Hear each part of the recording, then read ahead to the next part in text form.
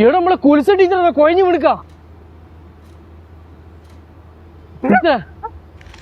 എടാ നീ പെട്ടെന്ന് വണ്ടി വിളിക്കുക വേഗം.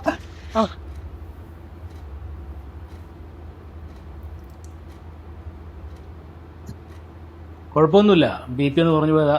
റെസ്റ്റ് എടുത്തറിയോ? ഇന്ന ടീച്ചറെ ഇതങ്ങ് തിന്നോ. മക്കളേതാ? ടീച്ചർക്ക് ഞങ്ങളെ മനസ്സിലായില്ല. ടീച്ചർ ഞങ്ങളെ 7B പഠിപ്പിച്ചിട്ടുണ്ട്. ഏത് വർഷാ മക്കളെ? ടീച്ചറെ 95-ലാ. 95-ലോ? എടാ നീ ബിനോയ് മാത്യു ആണോടാ? ബിനോയ് മാത്യു അമേരിക്കയിലാണ് ടീച്ചറെ. അവന്റെ അപ്പനും അമ്മയും അങ്ങ് വൃദ്ധസദനത്തിലാണുള്ളത്.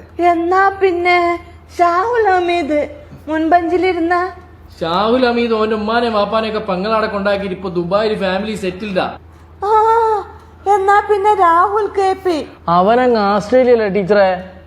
അവന്റെ അമ്മ കഴിഞ്ഞ മാസം വൃദ്ധസ്ഥാനത്ത് കിടന്ന് മരിച്ച്. ഓന്റെ അച്ഛനുണ്ടല്ലോ, ഓനെടുത്ത വിദ്യാഭ്യാസ ലോണ് തിരിച്ചടയ്ക്കാൻ വയ്യില്ലാണ്ട് കഴിഞ്ഞ ദിവസം ആത്മഹത്യം ചെയ്തു ടീച്ചറെ. ടീച്ചർ എപ്പോഴും പറയുന്ന ഒരു വാക്കുണ്ട്, നിങ്ങളൊന്നും ഒരു കാലത്തും ഗുണം പിടിക്കൂലെന്ന്. കാരണം പഠിക്കാത്തവരായിരുന്നു ടീച്ചറെ ഞങ്ങള്, അതും ബേക്ക് ബെഞ്ചുകാര്. ടീച്ചർ വിഷമിക്കണ്ട, പഠിച്ച് വലിയ ആളാകാത്തോണ്ട് വലിയ ജോലി കിട്ടി വിദേശത്തൊന്നും പോവാൻ ഞങ്ങൾക്ക് പറ്റിയിട്ടില്ല. ടീച്ചറെ വീട്ടിലുണ്ടാവും അമ്മ കാത്തിരിക്കുന്നത്. പതിവുള്ളൊരു മുറുക്കാൻ പൊതിയുണ്ട്, അതും കാത്ത ഉമ്മറപ്പടിയിൽ ഇരിക്കുന്നുണ്ടാവും. എന്നാ ഞങ്ങള് പോവുക. ടീച്ചറെ ഇത് കഴിക്കും.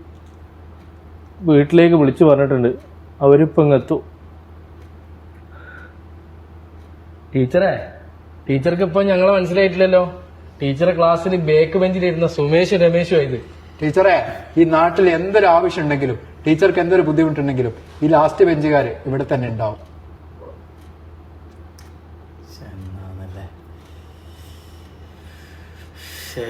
മോനെ വീഡിയോ കേട്ടോ.